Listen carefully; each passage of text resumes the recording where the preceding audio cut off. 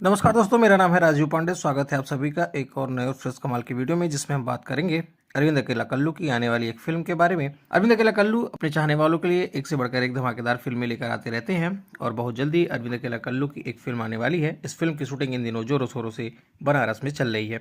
Film का नाम है हो हल्ला। फिल्म में अरविंद अकेला कल्लू और उनके साथ अभिनेत्री काजल यादव मुख्य भूमिका में दिखाई देने वाले हैं। बता दें कि इस फिल्म को प्रोड्यूस किया है नवीन पाठक और गोविंद गिरी ने। फिल्म को डायरेक्ट कर रहे हैं आनंद सिंह। भोजपुरी फिल्म हो हल्ला एक पारिवारिक फिल्म होने वाली है, जिसे आप अपनी पूरी फैमिली के साथ बैठकर देख सकते हैं।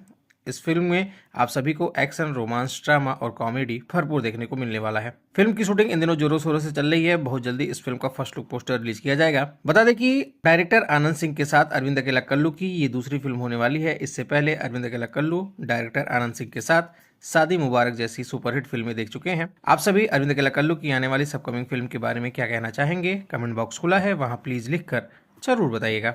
वीडियो अच्छी लगी हो तो वीडियो को लाइक करिएगा, अपने दोस्तों के साथ शेयर करिएगा।